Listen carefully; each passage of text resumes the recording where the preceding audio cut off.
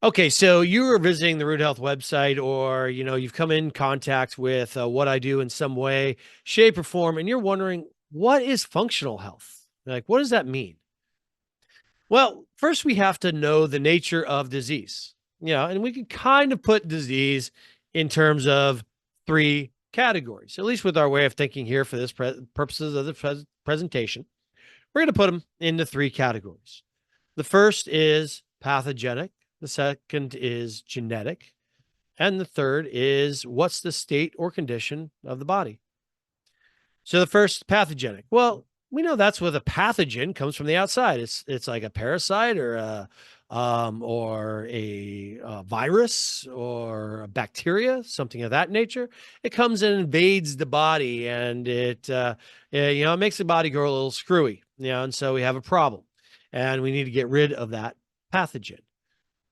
Okay, then we have genetic, which is where something happens in the development at the level of the chromosomes, and we have kind of a perpetual state of something that's happened on a genetic or even a developmental level. There's certain things that aren't genetic, but they still happen on a developmental level, such as like spina bifida or something like that.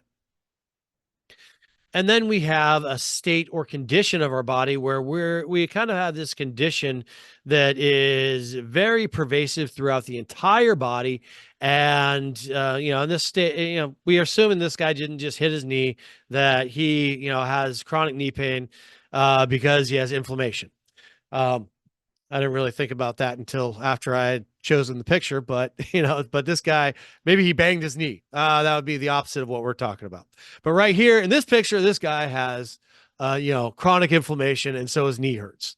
And so the state of the body is inflammation, and it creates a problem, and that is what causes our health condition. So when we have a condition that is, pervasive or chronic, we're looking at epigenetics, which is the expression of the gene due to the environment. How does the body look with the interface of the body and the environment? This is also called adaptive physiology, and this is what functional health people study. They study the changes in function of the body due to the interface of the body with the environment. And that environment could be food, it could be air, it could be the way that the body moves or how much it moves, stuff like that. And so there's two sides of healthcare. There's the clinical side, and then there's the functional side. The clinical side is what we call conventional medicine. It is what we also call allopathic medicine.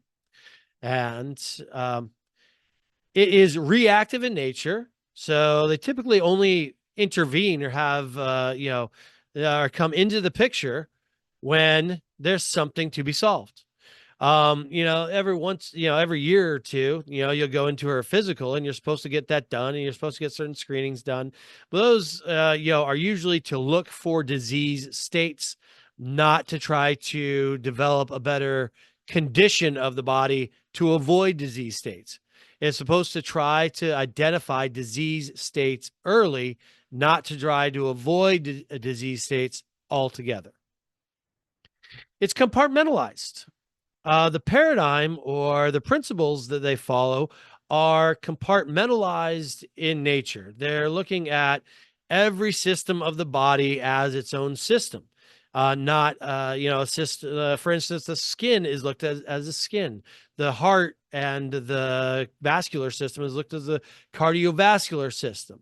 The digestive system is the digestive system. They don't look at it as, the cardiorespiratory metabolic system. It is much more compartmentalized in its thinking than, maybe the opposite, which is a holistic system.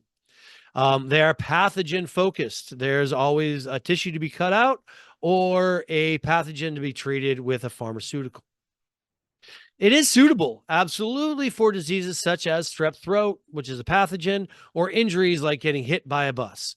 If I get hit by a bus, I want to go in and I want to have an emergency room technician work on me. I do not want a homeopath.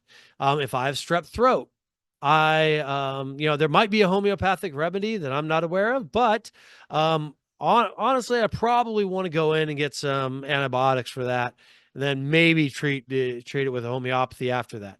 Honestly, this is one of those times when you may want to actually talk to a homeopath because they might know something different than what I do.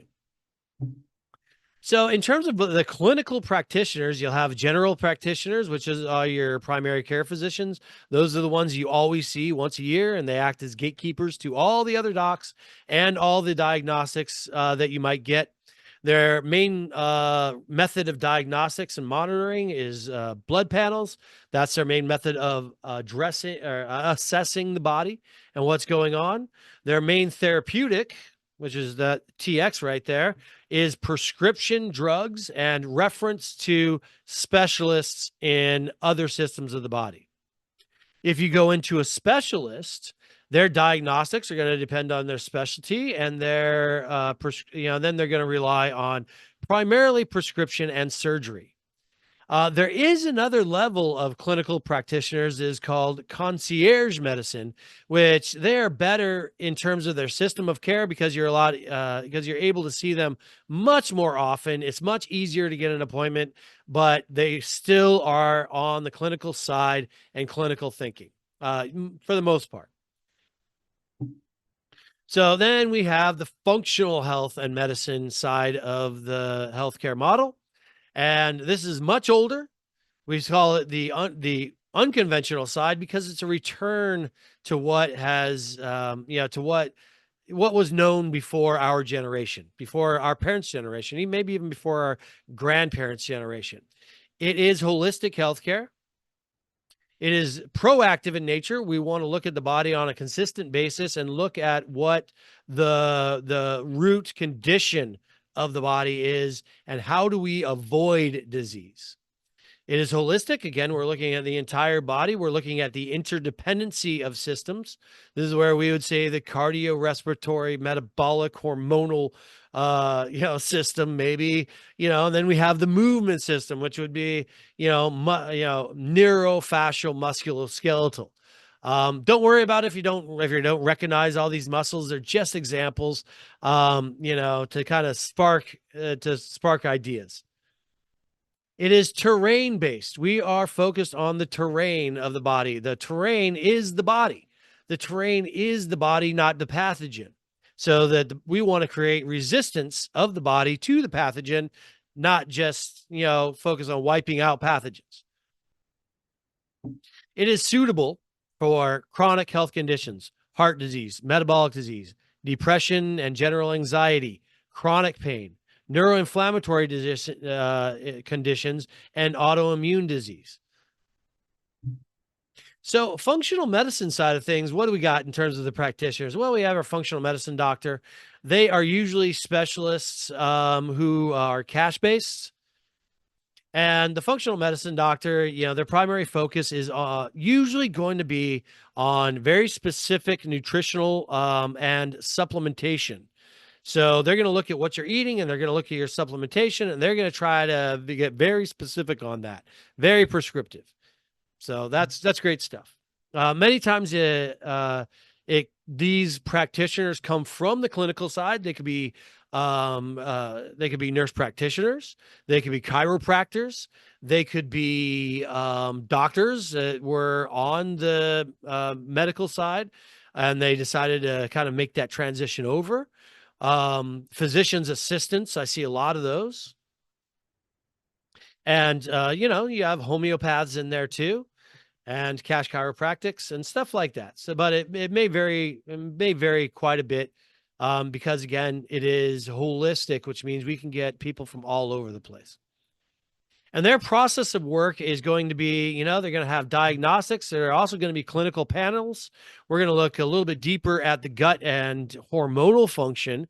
And they're also going to look at cellular inflammation quite more. They're going to look more at, more actionable timeframes of care. So you're not going to get a physical once a year. I would recommend, to most people getting the physical or getting those blood panels and getting those markers done once every quarter so that the interventions that you're doing in between are very practical and very actionable to have an effect on those panels. So then we come to our functional health specialists. So functional health versus functional medicine. This is going to be a little bit more general in nature. It's going to be a little bit more behavior based. So they're going to be focused on health behaviors, especially the movement based. So many times they're going to be more general in their nutrition, but more specific as it relates to movement, because there are specific movement prescriptions based upon what a person is feeling in terms of those general heart disease and metabolic disease and anxiety and all those types of things. So we're going to look for cascades of effect across the body rather than trying to affect just that one thing. But we are going to be very prescriptive towards some of those one things and look for cascades with that one thing at the center. That's a difference in how we think. So many times these practitioners are going to come from the fitness, wellness, strength and conditioning side of things, rather than necessarily from the rather than coming from the medical side and making the transition over here. These are people from the wellness, strength and conditioning side that have gotten education into those other diagnostic those the other diagnostic categories and using those towards the wellness side of things. So they are going to use diagnostic monitoring and tracking. That's the same as a functional medicine and is similar even to the clinical people. But we're going to have the addition of markers of performance. Going to be looking at how those markers of performance really relate back to the functional, those other functional medicine markers. So hopefully all this is making sense to you. And if you have any other questions, please, don't hesitate to call me, email me, or just take a look at some of the other information that we have on this site. I try to make it information rich, but also hopefully easy to navigate. Let me know what you think. Thanks a lot, folks.